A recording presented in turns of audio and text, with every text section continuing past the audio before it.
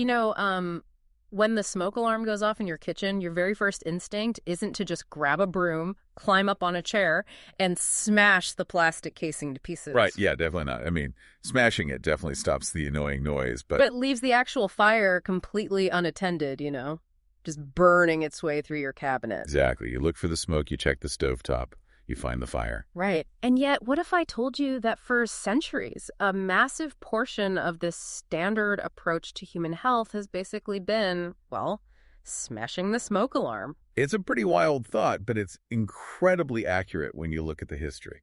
Today, we are immersing ourselves in a profoundly different way of understanding the human body in this deep dive. And we're actually tailoring this entire conversation specifically for you. Yeah, you, the listener. We know you're currently putting together a presentation for your students in classical homeopathy, and you need a way to explain the law of similars, the bizarre historical discovery of homeopathy, and its mechanism of action. And specifically drawing on the visionary framework of George Fitulkas, right? Which is fascinating. Exactly. And you want to do it in a way that is striking, imaginative, and, actually fun for your students to listen to.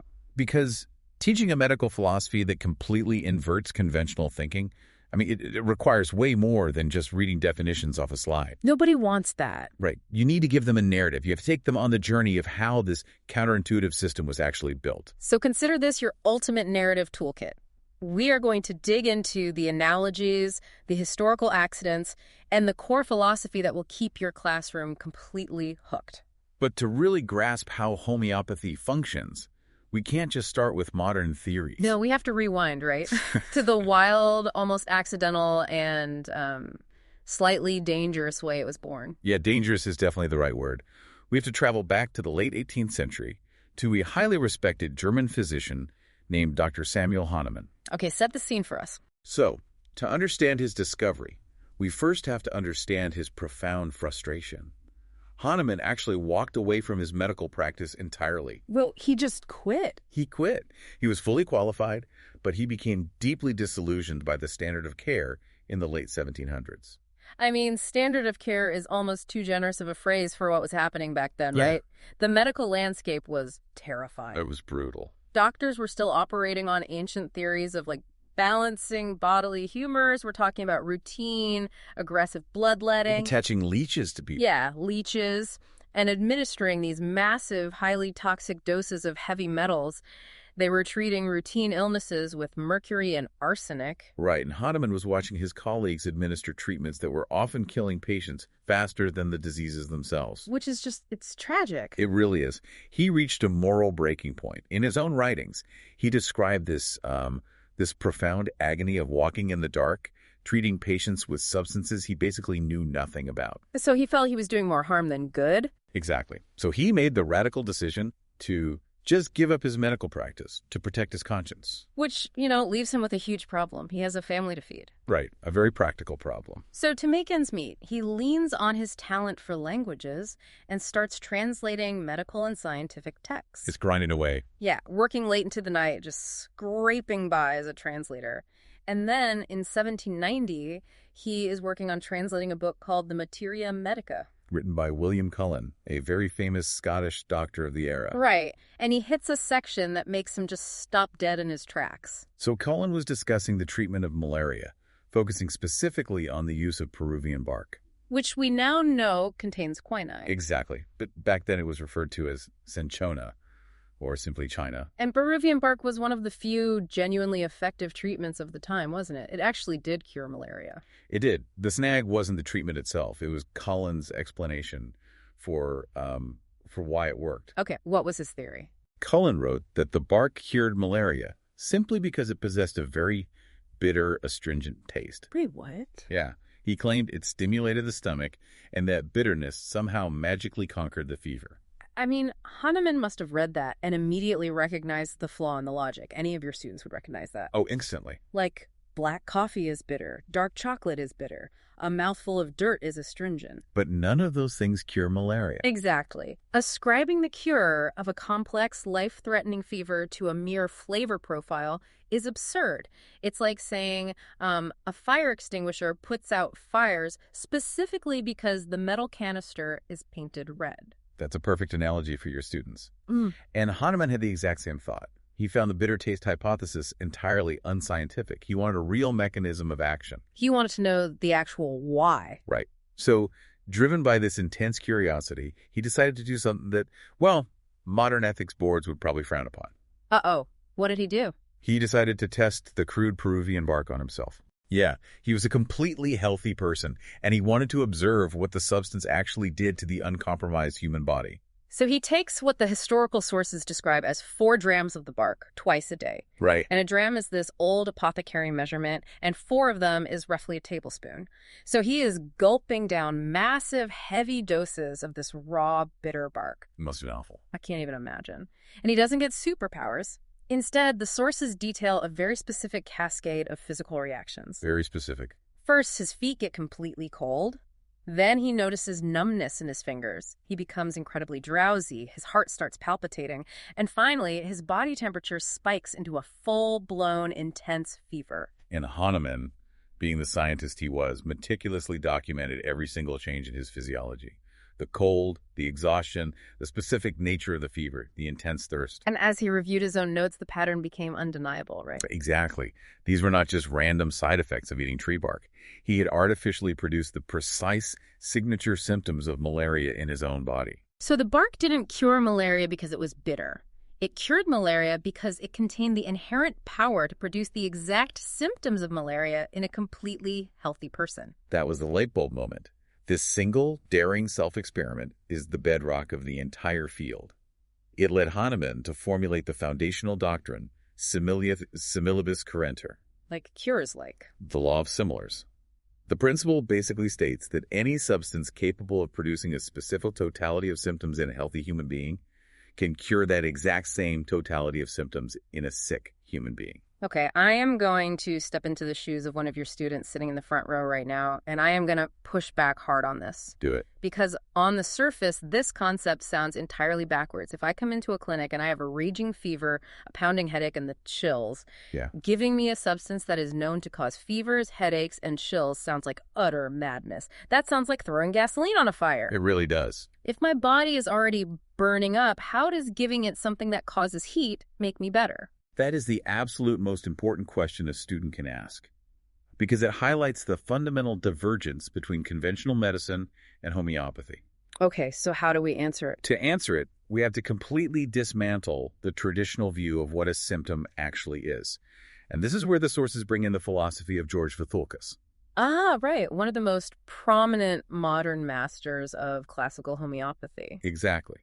Vathulkas operates the International Academy of Classical Homeopathy on the Greek island of Olynusos. The sources lean heavily on his modern framing to explain the mechanics of Hahnemann's discoveries. So how does his philosophy tackle my gasoline on a fire problem? Well, Vathulkas demands a total reframing of the human organism. Conventional medicine often views the body as a passive victim of disease, right? Like a machine that is breaking down and needs to be chemically forced back into working order. Precisely. But Vathulkas argues that the body is an incredibly brilliant, active strategist. According to his teachings, symptoms are not the enemy. They are not the disease itself. They're the smoke alarm. Yes. Symptoms are the visible evidence of the body's defense mechanism fighting to restore homeostasis. Or even the sprinkler system trying to put out the fire. Let's look at a fever, for example. If a dangerous strain of bacteria starts multiplying in your system, the bacteria are the actual threat. The fever is not the threat. Right. The defense mechanism deliberately raises the body's core temperature to create an inhospitable environment, literally trying to burn off the invading bacteria. So the fever is the cure in progress. You know, that makes perfect sense when you think about something like a sneeze. When you inhale dust or a pathogen, you sneeze. Exactly. The sneeze isn't the cold itself. The sneeze is the body violently trying to expel the invader. It's a defensive maneuver. That's a great way to explain it to the class. So if we follow Vathulkas' logic, giving a homeopathic remedy is essentially like giving the body a little extra tickle in the nose to help it finish the sneeze it was already desperately trying to execute. You are stepping in to assist the body's own defensive strategy. Vathulkas refers to the moment you administer the remedy as initiating a homeopathic aggravation. An aggravation. That sounds intense. It's a crucial concept. When you give a patient the similimum, Which is the exact matching remedy, right? right, the precise single remedy that perfectly matches their unique totality of symptoms. When you give that, you are providing the defense mechanism with the exact energetic push it requires. Which completely explains that gasoline on a fire feeling. You might actually see the patient's symptoms flare up for a short period. The symptoms might briefly intensify, yeah. That aggravation happens because the body is suddenly empowered. It has been handed the exact resonant energy it needs to win the fight it was already engaged in. So it's a good sign. It's a clear signal that the defense mechanism has been successfully stimulated. And following that brief aggravation, the defense mechanism overcomes the underlying disease, leading to a rapid, gentle, and true return to health. You aren't suppressing the fever. You are helping the body achieve the victory the fever was trying to secure all along. Exactly. But this introduces a massive mechanical and safety problem. Let's say a patient presents with symptoms that perfectly match the profile of arsenic poisoning. Okay, sure. Based on the law of similars, you need to give them arsenic to trigger that defense mechanism. But if you give a sick, weakened, deeply compromised person a toxic dose of heavy metal or a poisonous plant like belladonna, You aren't going to stimulate their defense mechanism. no, you're just going to poison them to death. So how did Hahnemann bypass the toxicity? He knew he couldn't use crude toxic doses. So he began to systematically dilute the substances in a process he eventually called potentization. Potentization, okay. He would take a single drop of the original substance, mix it with 99 drops of a solvent like alcohol or water, and then, and this is the crucial step, he would subject the vial to vigorous, forceful shaking. Like really violently shaking it. Yes, a process he termed succussion. Hahnemann would literally strike the vial firmly against a leather-bound book to impart kinetic energy into the mixture. So he is diluting it and then physically smashing the liquid around. Over and over again, he would take one drop of that new mixture, add it to another 99 drops of pure solvent, and succuss it again. Wow. And what he discovered through clinical observation was a profound paradox.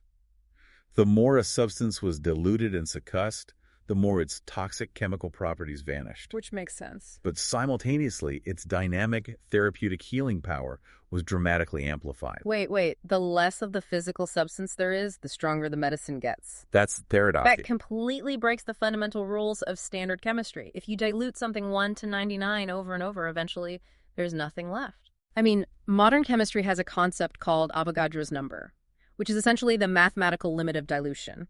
Once you dilute a substance past a certain point, I think it's around 10 to the 23rd power, statistically, there is not a single physical molecule of the original substance remaining in the liquid. Right. It is just pure water or alcohol. So how can it do anything? Well, the violation of Avogadro's limit is exactly why homeopathy faces intense skepticism from the conventional scientific community. Obviously. Because if there is no active chemical ingredient left, classical pharmacology dictates that the remedy cannot possibly have a biological effect. Right. It's just water. But the sources provide Vithulkas's modern framing to explain how this works, and it relies on physics rather than chemistry. It comes down to a concept called resonance. Resonance. Like tuning forks. Exactly like tuning forks. Vithulkas explains that the human organism does not merely operate as a complex bag of biochemical reactions. It operates on an energetic, dynamic plane. Okay, so we're talking about a vital force. Yes, an electromagnetic field, a vital force. When a person becomes ill, the disease alters their specific energetic frequency. Makes sense. Now, a crude chemical drug acts purely on the physical tissues. But to truly cure the altered energetic state, the remedy itself must be potentized. So the succussion is doing something energetically. Exactly. The succussion process strips away the physical toxicity while transferring the dynamic energetic signature of the substance into the solvent. So the remedy becomes like pure information. Pure information. It can then communicate directly with the body's defense mechanism on that exact same energetic frequency. It resonates. Oh, I've got another analogy for your students. Think of an opera singer trying to shatter a crystal wine glass. Oh, that's a good one. Right. The singer doesn't need to stand inches from the glass and scream at a deafening volume with massive physical force.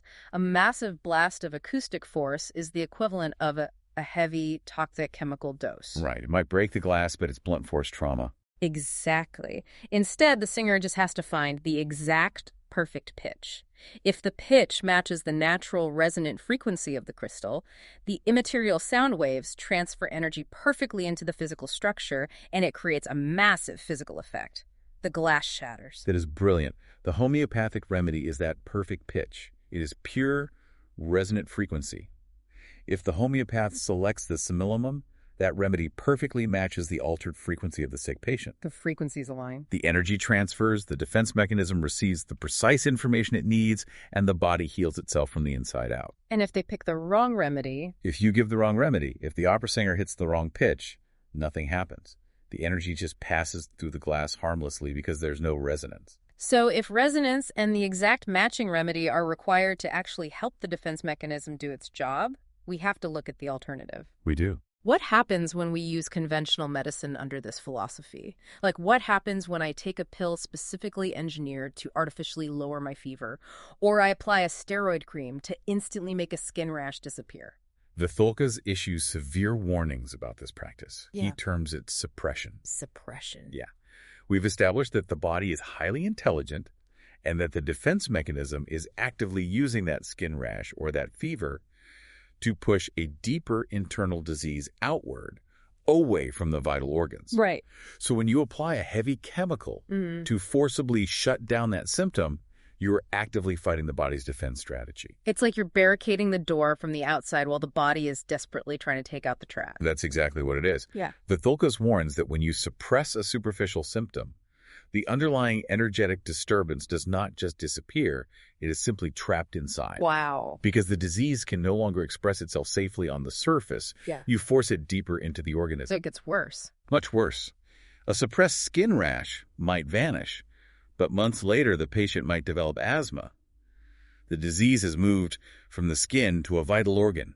And then if you suppress the asthma... If you then chemically suppress the asthma, the disturbance is pushed even deeper, perhaps into the cardiovascular system, or even deeper into the mental and emotional levels, manifesting as severe anxiety or depression. So by constantly silencing the smoke alarms, we are actively driving the fire into the foundation of the house. It is a terrifying perspective. It really is. It completely redefines the difference between managing a symptom and achieving an actual cure. And to map out what true healing looks like, Vitholkas teaches a very specific direction of cure, often known in classical homeopathy as Hering's Law. Hering's Law. Okay. Because the organism is intelligent, true healing always moves from the deepest, most critical levels of the body outward to the most superficial, least critical levels. So it moves from the core to the surface. Yes. The most critical center of human being is their mental and emotional state, their intellect, their will, their joy. The next level of importance houses the physical vital organs, the heart, the liver, the lungs. The least critical organ, the safest place for the body to throw a disease, is the skin and the mucous membranes. So healing moves from the center to the circumference. Exactly. It moves from the top of the body down and from the inside out. Let's apply that to a patient just to make sure we've got it. If you are treating someone and their deep, chronic emotional anxiety finally starts to lift, but suddenly they develop a temporary, itchy skin rash. A conventional doctor might see that rash as a brand new disease that requires a new cream to fight. Right. But a classical homeopath observing that exact same sequence of events sees a massive victory. The expert homeopath understands that the disease is moving outward. The vital force has gained enough energy to push the disturbance away from the mind and out to the periphery. So the skin rash is actually the safe, temporary expression of the disease leaving the system entirely. Precisely. And this is why you must emphasize to your students that prescribing a homeopathic remedy is never about checking off a fragmented list of physical complaints. You aren't just treating a migraine or a cough in isolation. No, you are treating the entirety of the human being. Vitholkas emphasizes that the practitioner must learn to read the complex, highly individual language of the patient's physical symptoms, their emotional state, and their mental disposition, all combined. It's about finding that one single substance in the natural world that vibrates at the exact same frequency as that specific individual's suffering. And achieving that requires intense study, incredibly careful observation of human nature, and a profound respect for the inherent intelligence of the human organism. Okay, so to the listener building this presentation, You now have the narrative foundation to take to your students. You have the wild, almost unbelievable history of Dr. Hahnemann sitting at his desk, chugging Peruvian bark and inducing malaria symptoms in himself, just to prove that a bitter taste isn't a mechanism of action. Which is a great story. It's amazing. And you have the brilliant paradoxical law of similars, like cures like. The concept that a substance that causes harm in a healthy person contains the exact information needed to heal a sick person. And you have the modern visionary framework provided by George Vithulkas.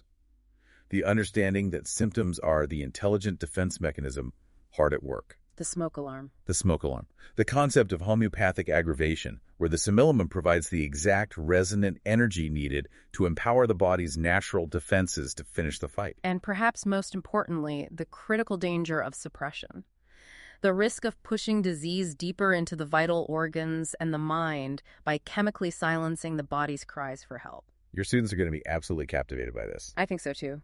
But before we wrap up this deep dive, we want to leave you with a final provocative thought, something to mull over yourself as you finalize your slides, and perhaps a powerful question to pose to your students at the very end of your class. A philosophical shift to leave them with. Exactly. If Hilka's is right, if every single symptom we experience, every fever, every ache, every bout of fatigue or sudden rash, is actually the physical manifestation of our body's deepest intelligence fighting on our behalf, how differently would we live our daily lives if we completely stopped trying to instantly silence our bodies and instead finally learn how to listen to the alarms?